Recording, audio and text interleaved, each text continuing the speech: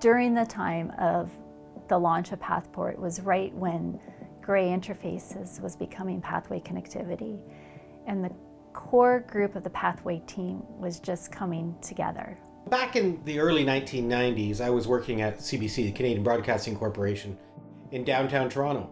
And at the time, there was no Ethernet, there was no networking, there was, Strand, AMX 192, Kliegel 96 protocols, every mix-mash bag of old analog stuff, and of course there was some DMX 512.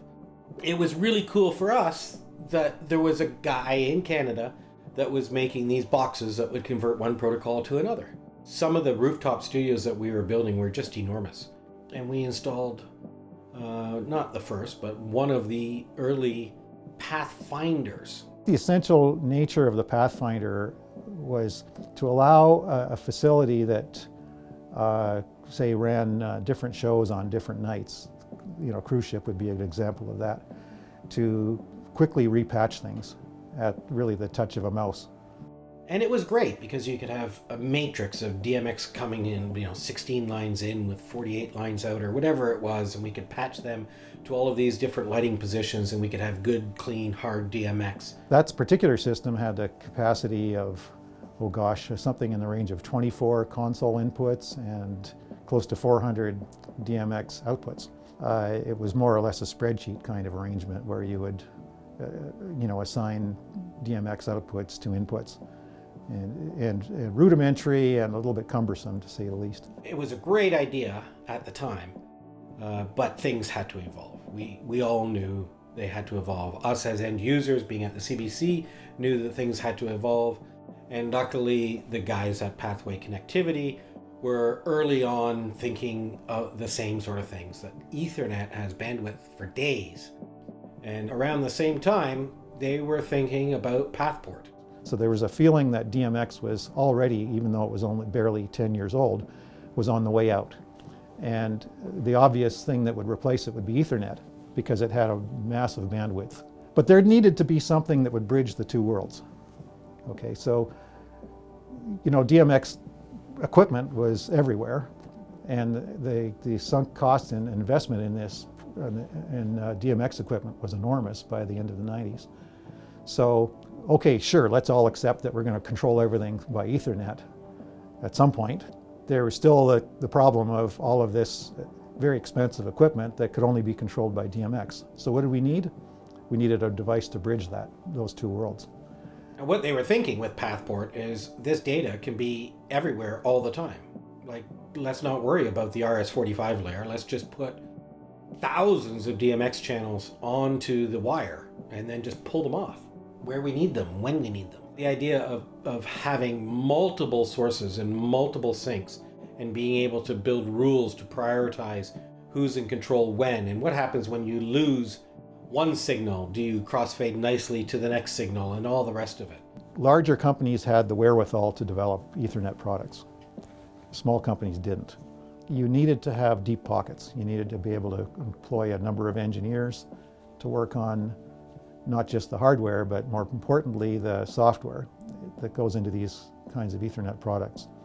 So everything needed to have an Ethernet stack, which is in effect an OS for devices running on Ethernet.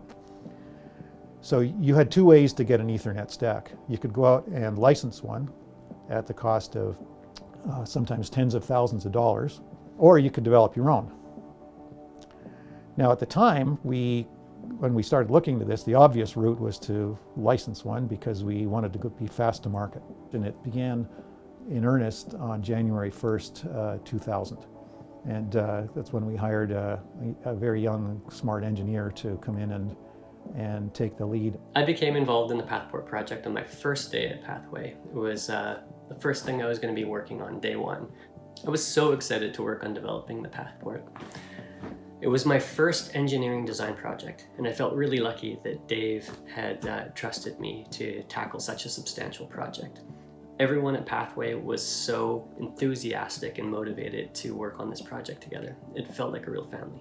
We had a really good dynamic. The team worked really well together. We were friends in the office and we were friends outside of the office. We enjoyed being around each other, bouncing ideas off of each other. We went hiking together. We had these really fun Christmas parties that Dave and Mary Lou threw for us. It was an enjoyable time. It didn't feel like work. It didn't feel like work being together. You know, there were a number of things learned in the first 2 or 3 months, whether you use a commercially available Ethernet stack or one that you develop yourself. And as I said, we had assumed that the only way to do it was to license a stack. So we went and did that. About 30 to 45 days later, very, very fortunately, and I give full credit to Sean Jackman, our young engineer, who had worked diligently, sometimes through the night. And he kept running into a brick wall with this.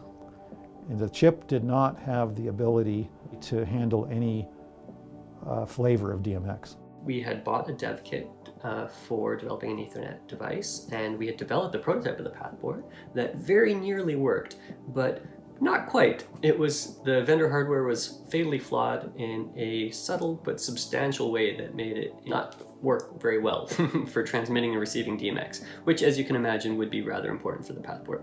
So we packed up all of the stuff and returned it before paying the remainder of the bill. So we had to toss that prototype away and redesign it pretty much from scratch with brand new hardware. And that second prototype was the one that is on the market today. So we had a lot of challenges with hardware. Power over Ethernet was still very new at the time. From what I can remember, the Pathport was actually the first power over Ethernet device anywhere in the world that was not an IP phone. Back then, you couldn't just go buy a chip to do the PoE detection circuit, so we actually had to build that ourselves.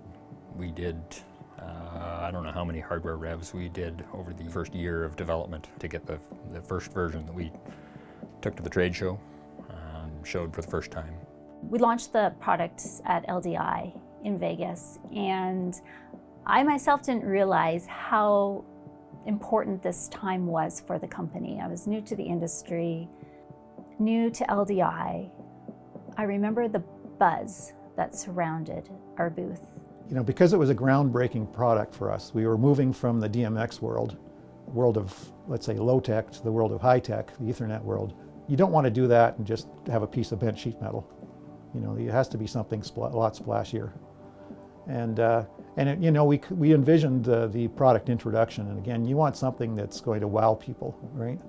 So I think that what we were really focused on was some advanced industrial design, and let's think of every possible feature that we could incorporate into this that would make it a useful device. Not only useful, but something that had longevity. So the idea that this product would become, in some respects, a platform rather than just a device. So it would be a good investment for a theater to put these in, because they wouldn't be obsolete when standards changed. I was walking the floor at LDI 2000, it was Vegas, and I knew the guys at Pathway.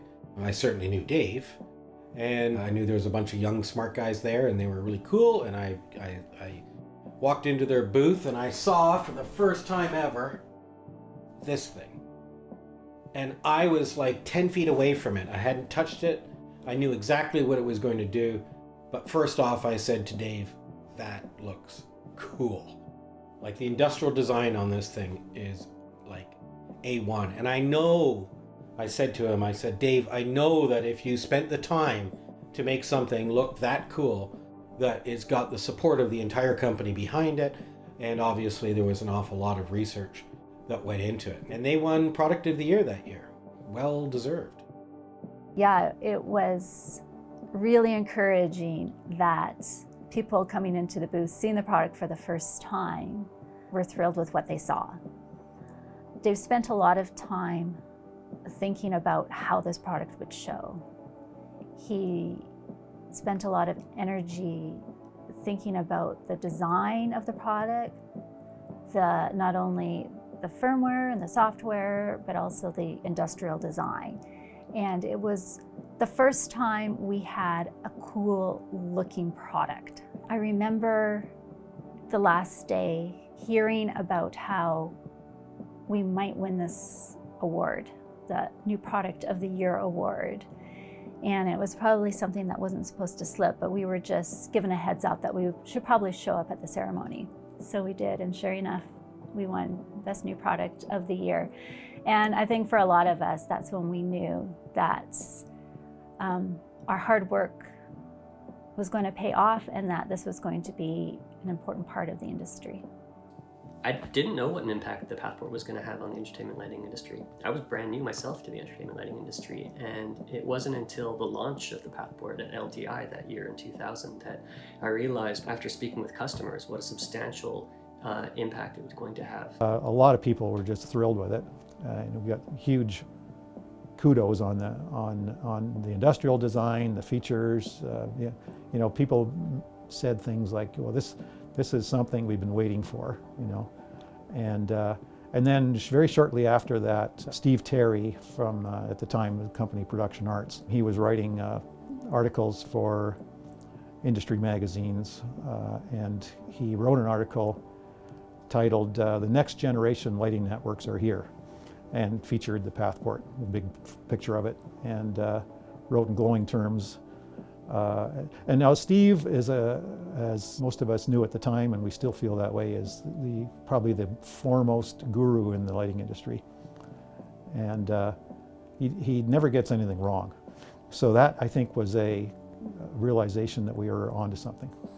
So well before I joined Pathway, they had extended the Pathport line off from the C-Series to the Octo. Tons of those went into the CBC to begin with, and then there was the half version of that, the Quattro, and then they did all the DIN-mounted stuff, and then they even ventured off further into this networking world and started on the VIA project. And networking, of course, has just gotten more entrenched into the entertainment world, so there comes the needs for interface devices like our E-Link, which allows for protocol conversion on the wire. And then security has become a thing because, IT networks are known by all kinds of people with good intention and bad intention. So we've had to add security to this, and that was never a concern when it was just a 5-pin XLR and a very, very small local network. It's interesting having a hand in developing kind of almost like the Kleenex of a product market, where there's so many other companies they're following the same form factor that we pioneered. The first little small 2-port wall mount nodes with an LCD. Now there's lots of companies that make those. We had the first 8-port rack mount nodes, the first DIN rail style nodes. We broke a lot of ground, and I think we'll still be making Pathports in 10 years, and hopefully still leading the industry forward. If somebody had told me that at the time that this product would still be actively sold 20 years down the road, I'd say, I just can't see that, because, like I said before, it's an in-between product. It's something meant to bridge the two technologies while these products are coexisting. The idea that DMX would still be the lowest common denominator control protocol in the market in the year 2020, that'd be almost inconceivable back in the year 2000. We all bought into this idea that Ethernet was the way of the future. But I think what ended up happening is that Ethernet allowed DMX to have a longer life by relegating DMX to last mile and having the central network go to Ethernet. It meant it was possible for the widest range of manufacturers to produce their great products and put a DMX port on them. Do what they do best. If it's a smoke machine, you're good at making smoke machines, but you're not good at making Ethernet ports. But you can make a DMX port. Anybody can do that. I always believed that we would succeed in building what we had set out to build, the Pathport, but it wasn't until the launch of the product at LDI in 2000, after speaking with customers, that I knew what an impact it would have on the lighting industry and be the success that it is today. We were a small team, but we were a powerful team, and as a result, we produced something that we could all be proud of.